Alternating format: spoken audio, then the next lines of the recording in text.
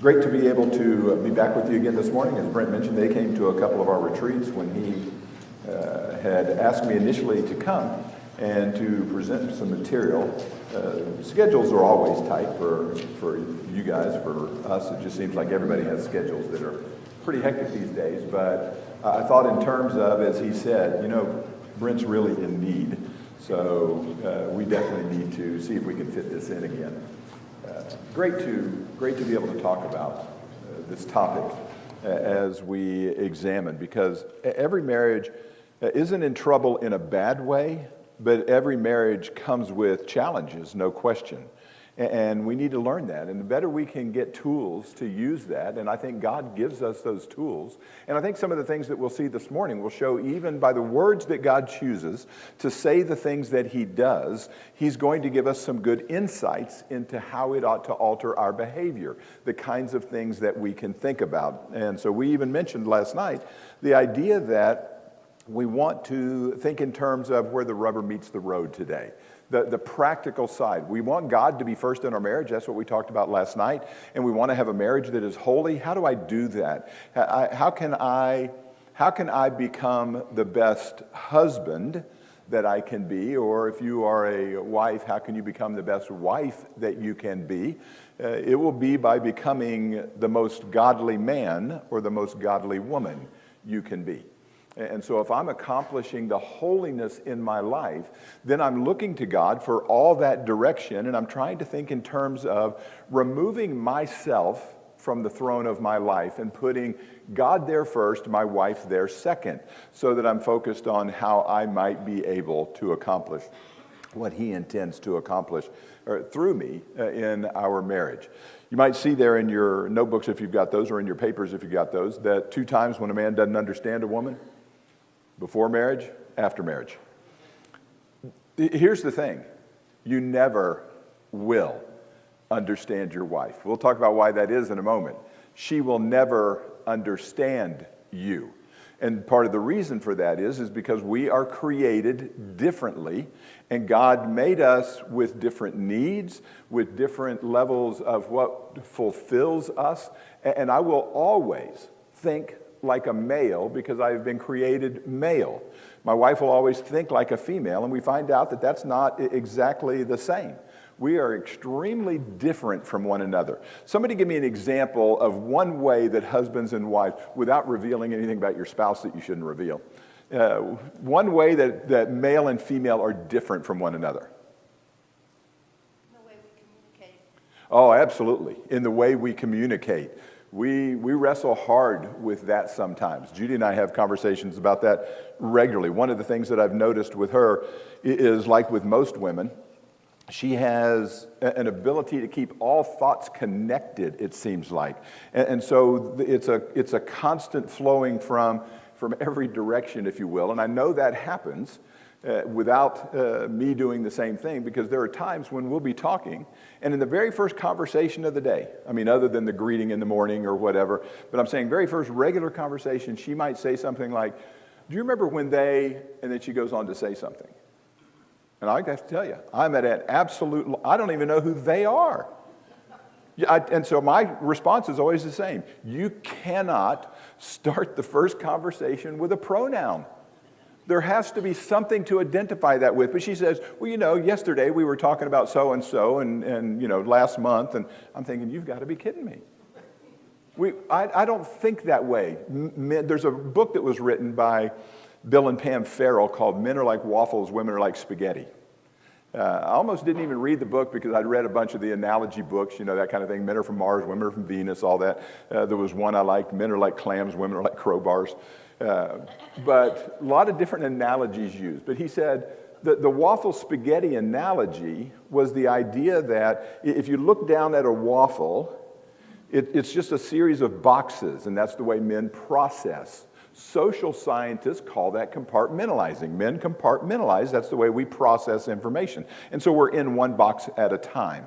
Women, he says, are like a plate of spaghetti. He said, "I challenge you, pick a noodle with your eyes and follow that noodle to its end on that plate." He says, you will switch from noodle to noodle repeatedly without ever realizing you've done it because of the connection. He says, and that's the way men and women process. To her, every thought, every action is tied and connected to every other thought and every other action. So it just kind of all blends together. It's why some would tell you that women typically are better at multitasking than men are, because they process differently than men do. We're inside a box.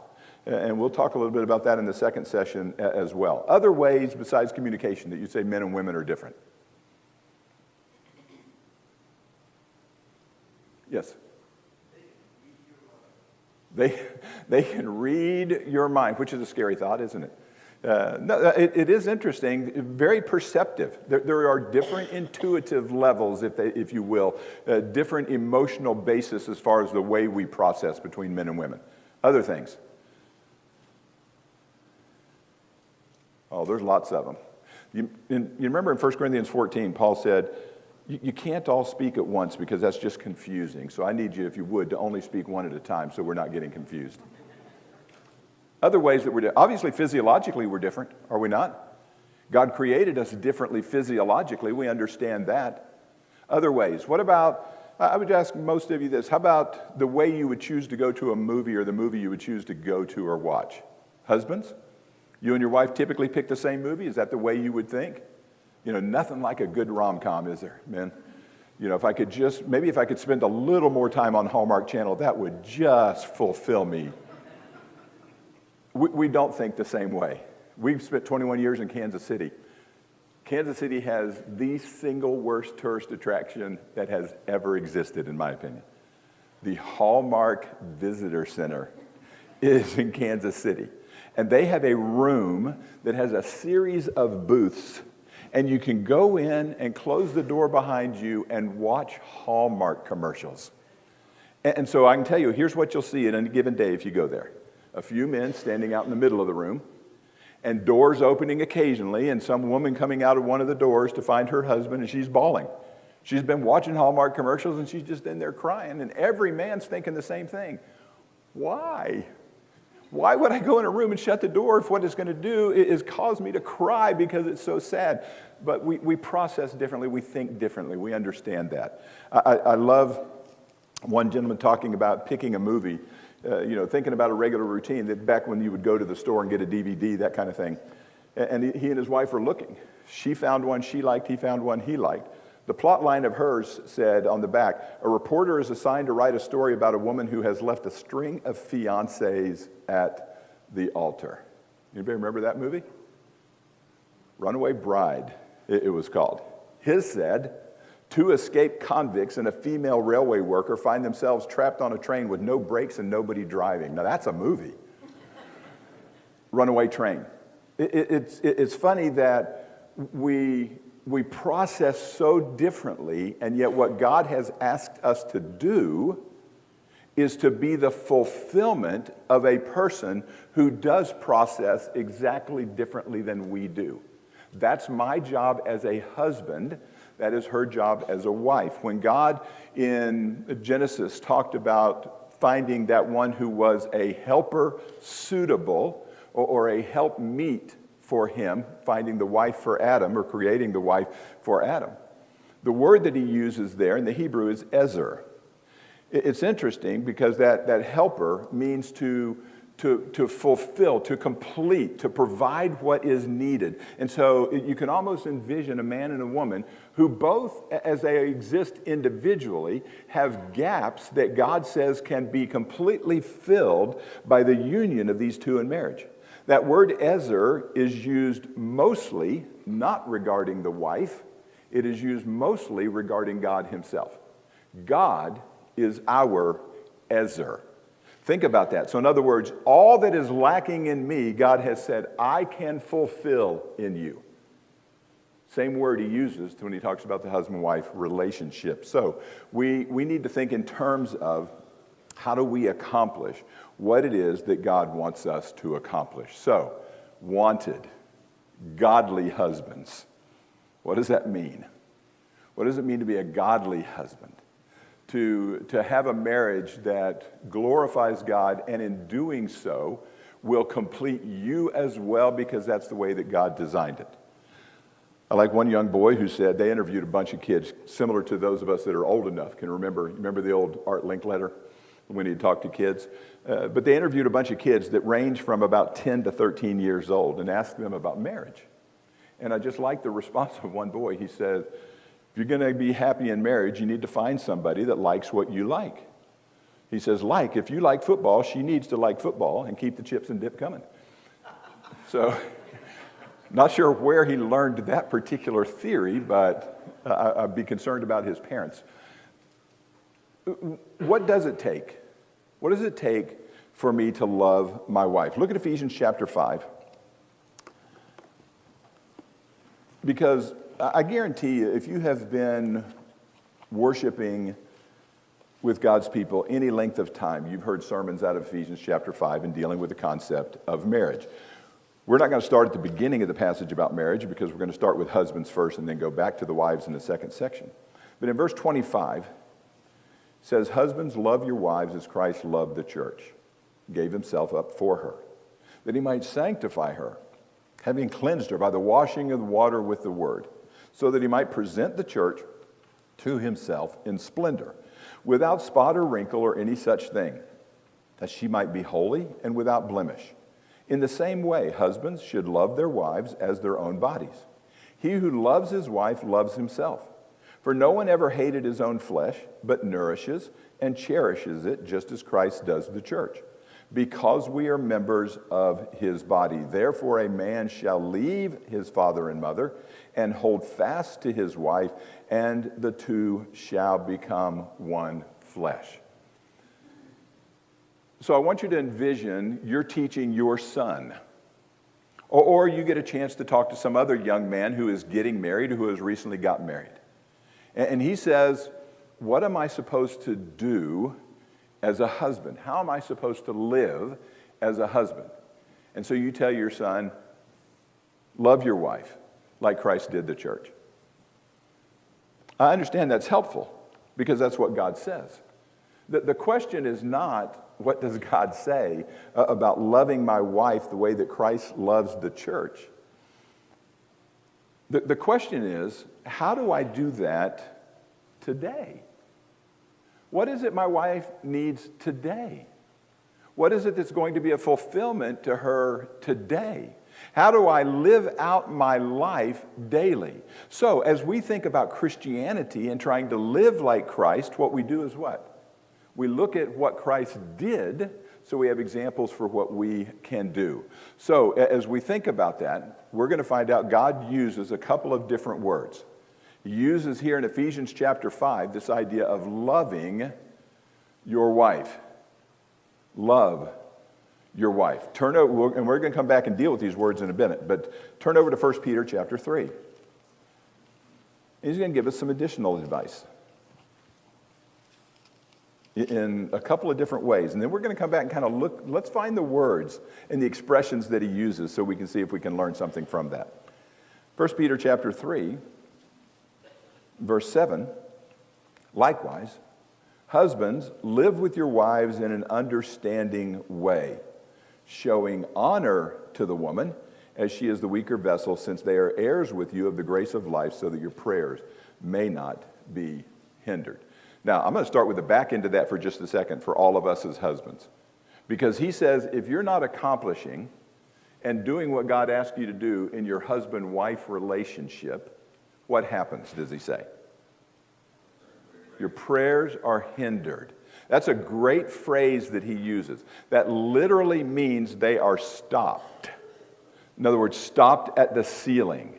I've said them, but they didn't go where they needed to go. They're being hindered in the sense of being stopped. Similar to, you remember when Jesus talked about in Matthew chapter 6, he said, if you're praying for the wrong reason, if you're praying to be seen of men, what happens?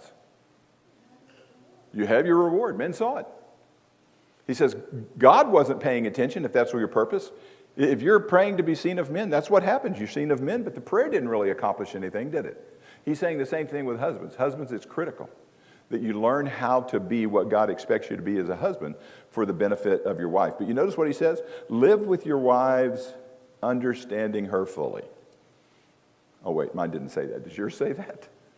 It says, live with her in an understanding way. Now, contextually, he's speaking about understanding that she is a fellow heir with us, that she is an equal heir with us to what Christ has promised through salvation to any of us. But he says, live with her in an understanding way. That's different than understand your wife. And here's the easiest way, I think, to grasp that. How many in here have multiple children? Let me see a show of hands. All right, keep your hands up if your children are different from one another. Yeah, none of us have kids that are identical. Somebody tell me a difference in your children. Something that is different in your children.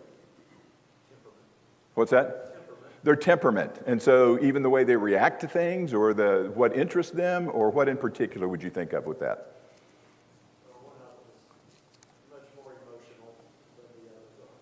All right, and you have 3 boys, right? See, we'd immediately say, well, yeah, if you have boys and girls, we'd understand that, because we're all boys through the whole family. Us, my brother, first grandchild that was born was a daughter, granddaughter to us, but daughter to our oldest son. It was at that moment forward that we learned what drama was. We didn't really understand that before. So, but yeah, even boys, I mean, different emotionally. Other ways that children are different. Yes, sir. Different levels of intellect, absolutely. One may be a better student. They may have a different approach. They may just have better intellect to start with, and so it doesn't even require. We have 3 sons. The 2 older ones referred to the younger one as the golden child. You know, he was one of those kids that he just did what he was supposed to do. If you assigned schoolwork, he did schoolwork. Matter of fact, he's the kind of kid that might have raised his hand and reminded, you forgot to assign any homework today, teacher. The other kids were gleeful when there was no additional work, when there wasn't anything to do. One was a daydreamer in school. One was a talker. Sure, he got that from Judy. But he was a talker in school, gabbing. That's what he thought school was for. I can remember that because that's what I thought school was for. That was to associate with your friends. It wasn't really about education. They react differently that way. Other ways that they're different. Yeah, absolutely. One may be introverted, one extroverted. And again, we have 3. 2 are more introverted, one's extremely extroverted. Just the nature of that. What about discipline? They all discipline the same way? Sometimes what works with one doesn't work with the other, does it? And so with us, with the 3 boys, we had one that was kind of right in the middle as far as even discipline. One that would just sit in the corner and weep because he found out he disappointed you. And so do anything he could to try and make that right. And one that you could discipline with a baseball bat, and he'd look at you like, that's the best you got? Now, don't go away thinking we did discipline him with a baseball bat. We didn't. But what he does say is, I don't understand how that happened, honestly. I don't understand how that happened. Same genetics, same home, absolutely different reactions to some things. But it's not important that I understand why. Not important I understand the how about that. What's important is that I understand that that difference does exist. Why? Can't treat them all the same. My functioning has to be based on what I understand about them, the way they react. Not that I understand why they react that way. One of ours is very much like me, so I can understand why he reacts the way he does. The other 2 are not. But I needed to understand they didn't react the same. Therefore, I can alter how I behave. That's exactly what he's telling husbands. She doesn't think like you. You can't process her like you would a male or one of your male friends. You need to think differently because she thinks differently. You'll never understand that why. There was an old Bobby Goldsboro song. Anybody remember the old Bobby Goldsboro song, Honey? He came home in the middle of the day of that song and found his wife weeping because she was watching something on TV. She's just crying. You know, most men would have just quietly closed the door, slipped back out again, maybe hope she didn't know that he was there. I don't understand what drives my wife to react the way she does to certain things, but that's not important. If I know she does, then I can react to her. So he talks about loving, but he also talks about, in that passage we just looked at, not only understanding her in that sense, or understanding the way she works, but honor your wife. Honor her. That's a great word. We'll come back to that word in just a moment as we think about, so how do I, day by day, love my wife and honor my wife? How do I accomplish that? How is it that I'm going to be the kind of loving husband that Jesus Christ is to his church? Because she's seeking that. There is one question that wives will ask, and sometimes ask repeatedly over the years, that men will rarely ask their spouse. Any guesses to what that is? Wives will ask it of their husbands. Men will rarely ask it of their wives. Well, that's one, yeah, because and then she doesn't understand. We'll get to talk about that in the next section. She totally misses that concept. Yeah, I'll be honest with you. Maybe I shouldn't say this. I'll just leave that to the next session. And then if I'm smart, I'll leave it off of the next session too. So what you think about? But one of the most common questions that men are befuddled by? Do you love me? Men don't ask that. Very rarely do men ask that. Wives do. Even after years of marriage, sometimes a wife will say, do you love me? And the husband's thinking, of course I love you. Isn't it obvious I love you? She's asking because she needs that reinforcement, which is why God says, husbands, love your wives, because he has created her in such a fashion that the kind of love he's talking about is her most pervasive need in the relationship. It's her most pervasive need in the relationship. So, as he talks about this, what type of love does he describe in Ephesians chapter 5? I'm supposed to love my wife like the church. What kind of love is that, would you say? Give me some words that you'd say go along with that. Self-sacrifice. Absolutely. Sacrificial, self-sacrificial. He talks about how important it is that I sacrifice. He says, love your wives like Christ loved the church and gave himself up for her. And so you've got this sacrificial love where he uses this phrase where he says he gave himself. How much as a husband am I giving myself for my wife? How much am I saying, you know what, Mark is not the important one here.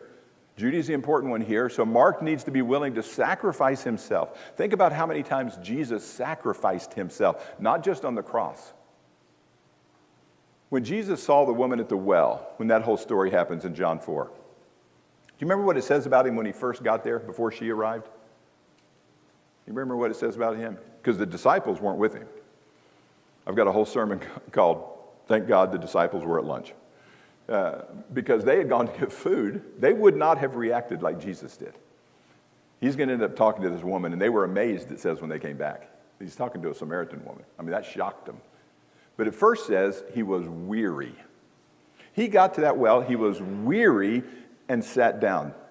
Well, that's understandable, is it not? If you had Jesus' schedule and Jesus' heart and sacrificial lifestyle, you think you'd have been tired from time to time? Wow.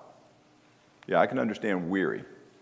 But even though he was tired, was he too tired to get up and provide to this woman the salvation that she needed and the message that she needed? Weary, and yet that was less important than him getting up and doing.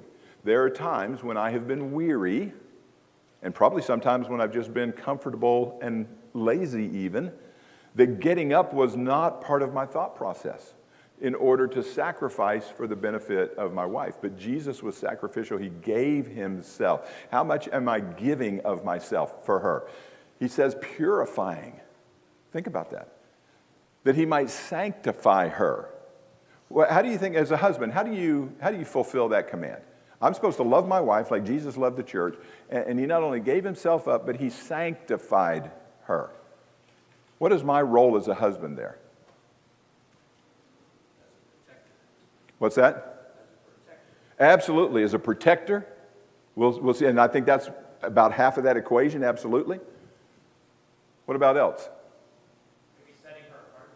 Yeah, I think setting her apart, good way of expressing that. As a spiritual leader in my home, what is it that I'm supposed to be doing not only for myself, but for my wife and for my children even? Am I not supposed to be trying to get them to be more godly, leading them into godliness? When we'll talk about tomorrow, if the Lord allows, Joshua's statement, as for me and my house, he said, I'm telling you, I'm the one who's in this position. This is a focal point. I have a responsibility to be a spiritual leader to my wife, the same as Jesus was in sanctifying and cleansing and purifying the church, to help her achieve her holiness. Scariest passage, women, to read about women. What would you say is the scariest passage in the Bible for a woman to read to try to identify with? See if anybody gets. I know that's an ambiguous question. Oh, there we go. I knew somebody would nail that. Proverbs 31. A little bit intimidating, women? When you read Proverbs 31, is it a little bit intimidating? It is. Here's a question we answered in one of our classes, or tried to answer in one of our classes at a retreat. What kind of husband does it take to make a Proverbs 31 wife? Yeah, you think she didn't do that on her own, did she? She had a husband that helped her in that role. He was a fulfillment as well. That's what I need to be doing. I need to help my wife become the Proverbs 31 wife, not demand that she be a Proverbs 31 wife so that she can serve me. How do I get behind her and support her in that? Talks about a caring kind of love. And he uses a couple of words, and we'll come back to one of these in a minute in particular. But he says nourishing. So what do you think of nourishing? What does it mean to nourish somebody? Give them what they need. We understand that with a baby, do we not? You have babies and the baby cries, and so what do? Maybe the baby needs changing, maybe the baby needs held, maybe the baby needs fed. Whatever the case may be, we're looking to provide whatever it is the child needs because we care and we're nourishing them, both with food and with all other things. And so same way with a wife. I'm looking to fulfill the needs of her. We'll come back to cherish, but then he also talks about an unbreakable love. He says, leave and cling to. Hold fast to, the ESV says. That's the idea of constant pursuit of somebody. Men have a tendency, if we're not careful, to see the marriage as the goal. We date a woman, we treat her in a certain way, we're trying to get her to fall in love with us, and we're eventually going to get married, and somehow or another we get married, and if we're not careful as men, we might think we accomplished something. And we did accomplish something, but what we accomplished was the beginning of a new life together. It would be no different than spending all your time trying to teach people about the gospel just so you could get them baptized. That's a great thing, is it not? Baptism and forgiveness of sins that comes with baptism. But is it the end or is it the beginning? Okay, let's try that again. Is it the end or is it the beginning? It's the beginning. It's a new life. And so Christianity is not about just being baptized. It's about being baptized so I can live the way I'm supposed to. Because baptism into Christ not only forgives me of my sins, it is what gives me the power to overcome in this life so I can seek and please Him in the things that I do. And so we need to be careful that we're in constant pursuit of our spouse. And he uses that idea of leaving father and mother. This relationship is no longer primary. This relationship is primary, and I will spend the rest of my life, with the exception of God being primary, on earth. This is the relationship that I will devote the most effort into pursuing so that I can draw closer to this person. I think that's what he's asking of men. He's saying you need to have that kind of attitude. Think of the other kinds of love that God has for us. In Romans chapter 8, when you read that whole section, you remember it starts in verse 31, if God can be for us, who can be against us? But then he says things like, nothing can separate us from the love of God. That's the way I want my wife to feel regarding my love for her. There is nothing. It's unbreakable in that sense. It is eternal as long as we are here together. Romans chapter 5 and verse 8 tells us Christ died for us while we were what? Yet sinners. We were at enmity with Him. Love is not based on worthiness. I don't love my wife because she does things that are worthy of being loved for. She does things that are incredible, and I appreciate that, but that's not the basis of the love. I love because God says I'm a husband, and that is my responsibility to love. When I counsel with couples, I've had more than once. I've had people sitting across the table from me, And I had somebody say, I just don't love her anymore. And I have to tell you, as counseling married couples, that's the one statement you hope they bring up, because that's the easiest to deal with from a scriptural basis. They say, I just don't love her anymore. That's easy for me, because I just say, well, you better start. Because God didn't say, love her if you feel like it. He said, love her. So if you want to be pleasing to God, don't tell me you don't love, because God says you must love. I must do what God expects me to do in that respect. John 13 and verse 34, you remember Jesus talked about a new command, but it's not really a new command, it's an old command. We're always to love one another, but he gives us a new standard in John 13, right? He says we're to love based on what? How Christ loves us. I'm telling you, that's a tall order. So when I think about how well I'm doing as a husband, I mean, Brent, said jokingly, I say jokingly, we always talk about how much more we've got to work on, but there's a very serious side of that as well, is there not? When I hold myself up to the standard of God's love for me, I've been teaching marriage lessons for 25 years at least, and focusing on that at least, and I still fall considerably short of the standard that has been set for me. God's love for me. And so we continue to strive. We continue to push on so that we can do that. And in Philippians chapter 4, God will supply all your needs. Think about that as far as your wife is concerned. Because it is my responsibility to know what she needs and seek to fulfill those. Fill those needs. How are you going to know what your wife needs? Got to know her. I heard it over here. What'd you say? Ask her. You're going to have to ask her, because I got to tell you, sometimes I'm a little thick. There are things I've done for my wife that I thought she would love and appreciate. They weren't what she was looking for. I don't know how many people were here in 2008 when I was here, but we had a lesson that dealt with some of these concepts. But the title of the lesson was, what does she want from me anyway? Because sometimes I just don't know.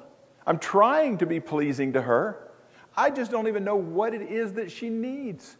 Because I might be fulfilling something in her that I think is what she's looking for, but she says that's not at all what I'm looking for. It'd be like going in and changing the diaper of the baby when the baby hasn't had a meal.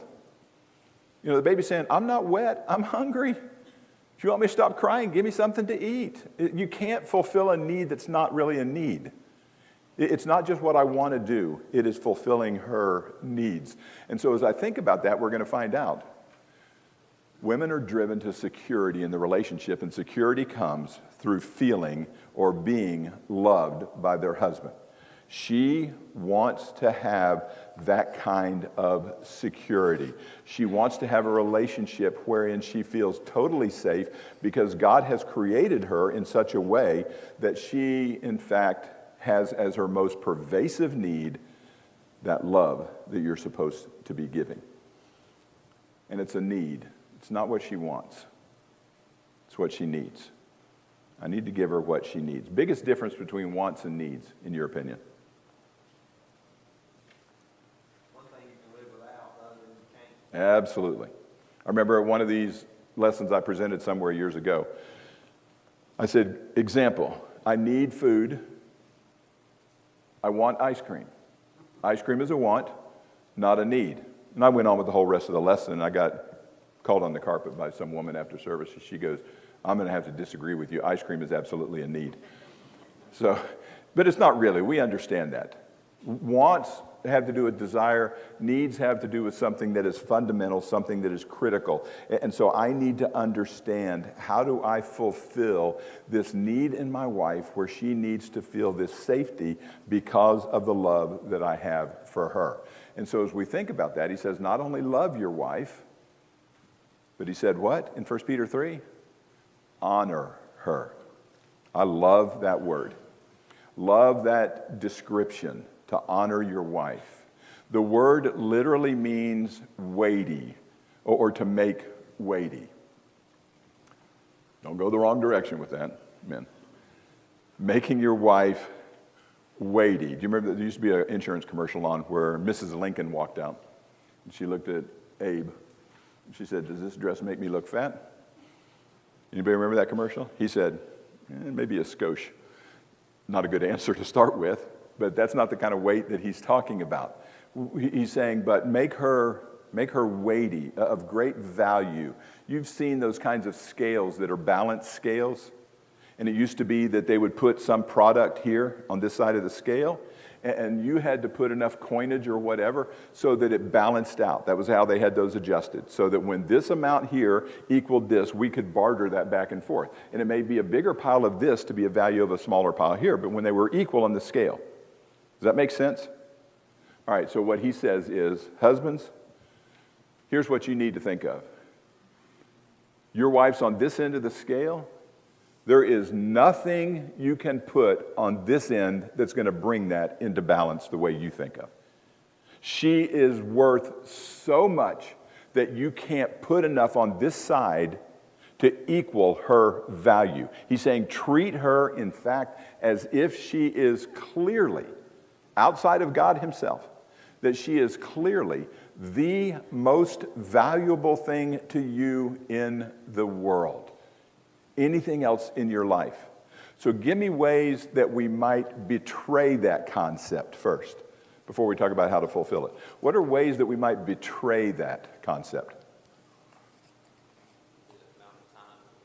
Oh, absolutely. It's interesting. James Dobson, in his book, What Wives Wish Their Husbands Knew About Women, which is interesting in itself, because he said it was a book written for men, but women are the only ones that read it. But in that, he said, if your wife could ask you for one thing in life, above and beyond anything else, what do you think was the most common answer given to that? More time. I want him to spend more time with me. Why? Because she's looking for that security that comes with that connection. And if you spend time with her, it shows value to her. You need to express that to her. So if I'm taking time away, and you need to understand, just because you're at the same location doesn't mean you're spending time with your wife. I spent the first few years of our marriage taking Judy to watch me play softball. I thought that was good quality time. It was less quality for her than I thought it should have been. That wasn't really time together. We were at the same location. Am I devoting time to my wife? Am I expressing to her, that's how valuable she is to me? Other things that might betray the value.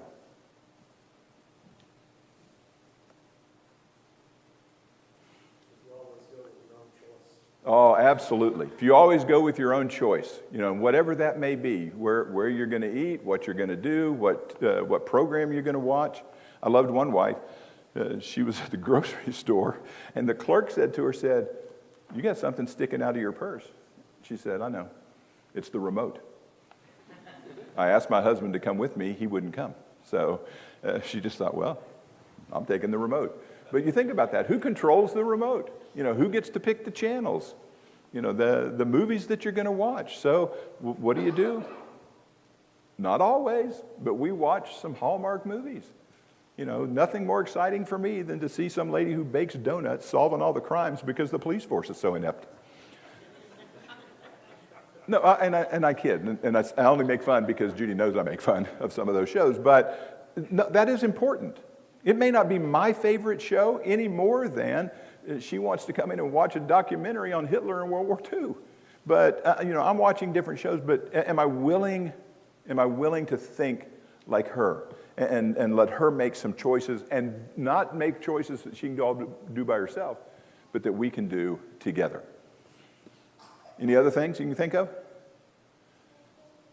What about when I just don't let her know what's going on? If you want to value your wife, allow entry into your world. Let her know what's going on. I don't talk on the phone to very many people for much length of time, with the exception of if I'm talking to one of our boys. We may talk for a while, but normally I have them on speakerphone so she can hear that conversation. When I talk to my best friend, Ralph, we'll talk for about 45 minutes.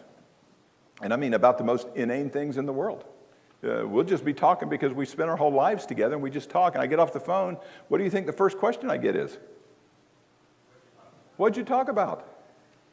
And so I, being the smart man that I am, I say, I was on the phone for 45 minutes. You want me to rehearse everything that we said? Well, that's the wrong question, because what do you think the answer to that is?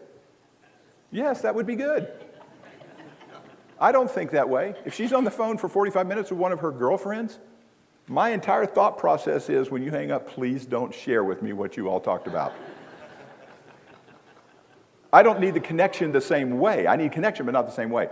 I need to allow entry into my world. I need to make sure that she understands that I value her and I want her to be a part of me, because that's where she gets the feeling of that security, showing attention to her, affection to her, appreciation to her for all the things that she is. That's the way we need to do with our wives as well. And so as we think about that, we're the ones that get in the way, are we not? Our greatest obstacle is ourselves. Mark's the one, when Mark thinks about Mark, that Mark's not thinking about Judy the way that he should.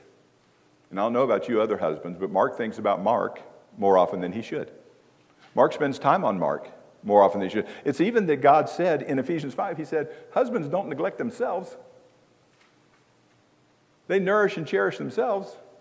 In the same manner, they should their wives. We get in the way. So 2 words that I want you to keep in mind as this lesson draws to a close. 2 words that you need to understand if you're going to give your wife the value that she needs. They are, as we've already mentioned, time and attention. How do I do that? I need to show interest in her life. I need to care what she cares about. I need to let her know how much I value her input. No, let your wife know you care about what she thinks, what she's suggesting. There's a tendency in men, because we focus sometimes on logic, that our mindset is, as she's talking, I'm thinking, if you would just approach this logically like I have done, you'd see that I have the correct answer here. First off, that's not very helpful. And secondly, it's not really even true. There are so many times that my wife has understood a situation so much better than me and was able to express a solution to something so much better than me. And if I'm not careful, there's a tendency for me to think I've got more value in that discussion than she does, and so we kind of put hers aside. You can't do that. You need to value her input. Our egos absolutely get in the way. And then when he talks about loving, he talks about cherishing. I would tell you that's an attention issue. To cherish my wife. To love her not only in word, but in deed. How do I do that? How do I make sure that she knows that I place that value on her? There are different things that I can do. Physical affection is one. Just holding her hand, just putting your arm around her. Men are kind of all or nothing. Judy could be doing the dishes. I could come up behind her, put my arms around her waist, just lean over, give her a little kiss on the neck, tell her how much I love her and how much she means to me. And it would make her entire day. I could be sitting at the computer. She could come up behind me, put her arms on my shoulders, lean over, give me a kiss, say how much she loves me, and I'm thinking, I'm working here. If this isn't going somewhere, then, let's talk later. No, I'm just saying men aren't looking for that kind of affection, but women are. And I don't mean men never are. I'm just saying we approach the idea differently. Men are all or nothing, but women look for that. Receiving compliments.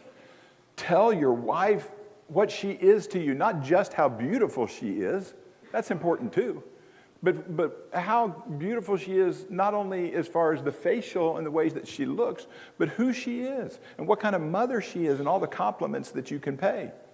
And I'll tell you, if you're not careful with that one, if you're not complimenting, because complimenting comes from paying attention. And if you're not paying attention, you won't compliment, and you'll get that question that women ask that is just scary. She says, notice anything different? You know you're in trouble. You just know you're in trouble. You don't even know if she's talking about her or she's talking about something in the house. You have no idea. My wife painted the entire basement one time while I was gone at a meeting. And I came back home. We're standing down in the basement, and she says, notice anything different? And I thought, well, here we go. I'm in trouble. And I'm looking at her, and I'm trying to figure out, did she do something with her hair? Has she done something? Did she have on new clothes that I hadn't seen before? What was the case? Never came up to an answer. And with great exasperation, she looked at me and she said, I painted the entire basement. It's like, didn't even notice. If I had noticed, that would have gone a long way. We had a couple that came over to our house, and they had the best response because she had done something different with her hair. Our son, who was visiting, hadn't seen her in quite a while, but he sat there, we're all sitting down at the table together, and he looks at this other guy's wife, and he says, hey, you did something different with your hair. And she didn't even look at my son. She looked at her husband, she said, yes, I did, 3 weeks ago, thank you very much. Pay attention. She needs to be told by you, and you can't tell her if you're not paying attention to her. Make sure you pay attention. And then schedule time specifically for her. Not just give her time, but schedule time specifically for her so that she knows you are absolutely dedicating that time to her. Let her know that you notice things about her. And you notice her, and she needs to know that you notice her and that you don't notice others. I'm not saying you don't see others. You can't help but see other women. If you're not careful, that's another one of those questions that'll come out. You're walking down the mall and she says, you like that woman's hair? There is no good answer to that.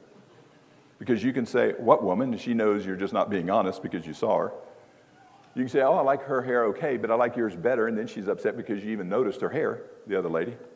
One guy said, best you can do is hope for have a stroke. So hopefully it's not quite that severe. Notice her and make sure you tell her that you notice her. I like one guy, he said, he inks everything he's doing with his wife, he inks it into his calendar instead of putting it in pencil. Just to say, that's not changing. That's how important that is. I'm giving you that. Make calls, send cards, send, not take them home, send cards. We'll just quickly ask this question, then we'll end. Why send a card, men, and why not send a card? Tell me first from a male perspective. Why not send a card to your wife? Oh, come on, we got to be honest with ourselves, man. We know the answer to that. Yeah, I could just hand it to her, which means I could also what, in doing so? Save myself a stamp. I mean, I got to buy whatever stamps cost now. Why would I mail a card to my own house? Why should you mail a card? Wait, what? Oh, absolutely. It lets her know how much I'm thinking and that I thought in advance. I couldn't pick up her birthday card in the drugstore on the way home from work that day and hand it to her when I got there. If I mail it to her, I have to get it ahead of time. She knows I was thinking about it. Plus, I was willing to have that big expenditure for that stamp to let her know what kind of value she had to me. Now, it is a matter. Just call, make contact, let her know that you notice. That's the cherishing that God talks about. What he says is, this word carries the idea of drawing in and warming with body heat. I love that word, cherish. The association used to sing a song, Cherish. The word that I have hiding here inside to describe, he's talking about the feeling that he has for this woman. Cherish, hold her close is what God says. Make sure your wife feels like she is held close, because that's what God is asking us to do. Appreciate that. We'll take a break for about 10 minutes and then reconvene and talk about the other side of the equation.